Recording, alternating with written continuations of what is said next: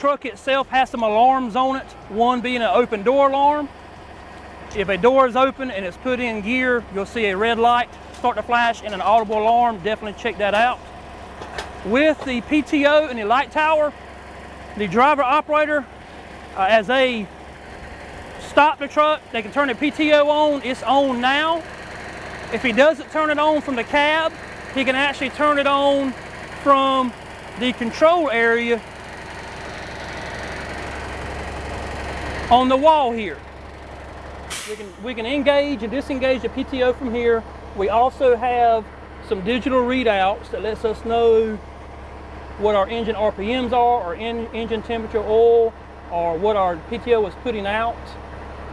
All this stuff is also available. We keep them covered mainly just so our cones don't do any damage to the face. If you're unsure if the PTO is on, we also have the generator PTO engaged here, and the panel box here. Everything stays in the on position for the most part, with the exception of our extrication pumps and our rear tripod lights. At this point here, we're going to go through the setup of our light tower. What we have here is the control, and he has already deployed the light tower up. The simple concept of this control is when you first turn it on, you have the NFPA start, you press and hold it. The digital readout will tell you, press and hold. You can double click the up button. It will stand the light tower up at the initial upright. It will not extend it, but it will stand it up. When it's stood up, the lights automatically come on, and at that point you have to control the up with the up arrow here. The reason for that is they don't want it to be an auto up and you auto up it into a power line, trees, or etc. As you can see, it does extend a little further than our old light tower, and it can also rotate around in different positions. And you can also control the head as well. The heads can turn the lights different ways, where you can position your lights wherever you need them for the scene. Another unique feature about this is when we store or stow the light tower, we can come back to the control and you can double click the down button. Double clicking the down button, it goes into auto stow, and if you notice the light tower itself, it now goes into the off position and it stows itself. It's in the auto stow. It will store itself automatically. Even with this feature, we still strongly recommend prior to pulling off, if you get the auto stow, make sure you visually confirm that it has been stored. If it doesn't fully seat down into the cradle on top of the truck, it will give you an alarm inside the cab. We also have an emergency stop feature as well on the control box as well. You can push the stop just like a regular emergency stop function is, and then to reset it, you just simply turn it to reset. Some examples there, if you're raising it up and for some odd reason it's auto going up, and you look up and you see it's auto up and into a tree or whatnot, you can hit that emergency stop and it stops it immediately. That pretty much covers the function of our light tower. What we'll do now is we'll go back to our awning.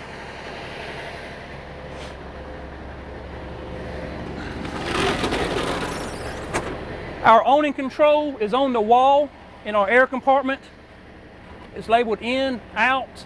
The awning itself is an electric awning. You have to have the PTO on to operate it.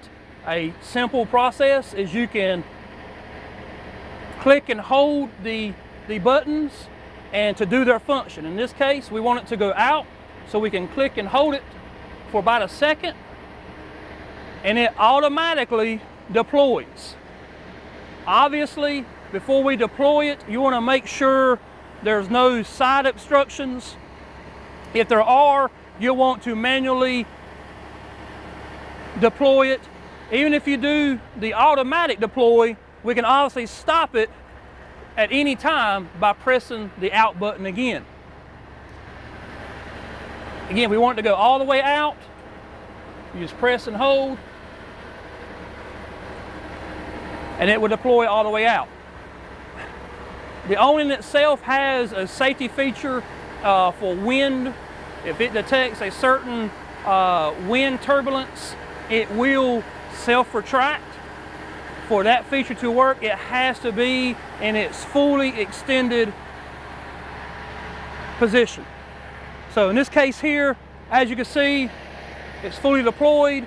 We can also have the lights, the side LED lights on can be on with it deployed. Some rescue trucks we talked with around with the side lights that were halogen, they couldn't deploy the awning, but by having LED lights on the side, we can have those lights on for the operation aspect. For the wind feature, there's an example of the LED lights. So if you're working this under the nighttime, obviously you can have a good work environment. For the wind feature, if it detects a certain amount of wind, it will go into its automatic retract process. If for whatever reason you have to have the awning out, you can stop it going in by hitting the end button again, but obviously if it's retracting itself because of the wind conditions, it's probably best suited to let it go on in and be stowed. One thing when it's retracting in, you can stop it, but say you want to store it yourself, obviously pressing the end button and holding will retract the awning as well. When it does retract, you want to just make sure you visualize that it seats into the awning track itself. There is a sensor on this one as well that's tied into the door sensor. So if it does not seat well, it will give you a door open alarm. So if you've got that door open alarm, you do your walk around, all the doors are shut, belly pans are shut, even the top coffin doors, they're tied into it. The front bumper, if you check all those and everything's closed up tight, check the awning because it is tied to the door open as well. These are different than our other headsets in the fact that they're wireless. The charging process of these is done via a cord that comes out, and the common concept we have right now is keeping them plugged up overnight, and there should be enough power to provide us during operations. And truth be known, we haven't used them enough to really understand the whole entire battery output on them, but that's our concept now, is we kind of keep them plugged up overnight, and during the day you can pull them off and use them wireless. A unique thing about them is you can talk hands-free within the cab area and about 1,500 feet out away from the truck. We actually tested these out during the demo, and we walked as far as from the front of the fire station across over to 2nd Street down to Robertson Street. So a pretty good range in these from headset to headset. And also the push to talk feature, the red button, by pushing the push to talk button here, you're actually communicating to the 911 center, which is different than our other headsets where in the front you can push to talk to 911 center, and in the back you have to push to talk to the cab. That is not the case for these headsets. If you're pushing a button on these headsets, you are communicating with a communication center. So keep that in mind if you're riding Rescue 1. You do not have to push the button to talk within the cab or to person wearing the headsets. By able to talk person to person, it gives us some safety aspects. We can actually use these, say if you're the firefighter and you're backing the truck up, you can actually keep your headset on and you can talk directly to the driver. Even though the camera has some audio, it's not real high quality audio, but you can talk directly to the driver here. And say it's a situation where you put multiple people out backing the truck out of a congested area downtown or whatnot, everybody can talk to each other. The issue with wearing these outside, if you are wearing them outside the back end of a truck or to talk on a scene or whatnot, is it does limit your external hearing. So just keep that in mind if you're using these to talk to each other, that you do have limitations on what you hear in your surrounding area. We are looking at the option of putting other headsets on, the other apparatus, and having the option of having one of these earpieces vented, so it does allow other external sounds to come in so you can maintain some outside awareness hearing. The power functions for this is pretty easy. On the side, you have a common twist. It's the on-off button, but it's also the volume button. When you turn it on the other side, you have a couple of lights. The light will go green when it's paired up with the system. If you're wearing the set, when you turn it on, you'll actually hear some beeps as well, lets you know that it's paired. Also in the truck as well, if you're having an issue, you don't think you're paired with the system, on the captain's side, upper area where the panels are, is you have a box, the Firecom box, that lets you know what's on and what's not. The solid lights will show you what's been paired, 1, 2, 3, 4. If you have the lights that are flickering, that lets you know they're not paired or they're not on. So that's just another way you can control and see what you're controlling with. Again, as you put them on, with them paired to each other, I can talk within the cab, as right now, Chris Carter is in the rear, and we can talk back and forth to each other, hands-free, hear each other pretty good, but my outside environment is muffled. Again, by pushing the push to talk, I'm actually transmitting test 1, 2, I'm transmitting to the radio system.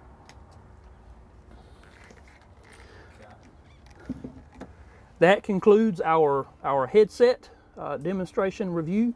Again, put your hands on them, get familiarized with them, and also as a reminder, if you do get off the truck with these, unlike the corded system where it kind of pulls your head back and reminds you got a headset on, with these, if you happen to keep them on when you jump off the truck, just bring them back to the truck. Don't throw them down on the ground. Just take care of them.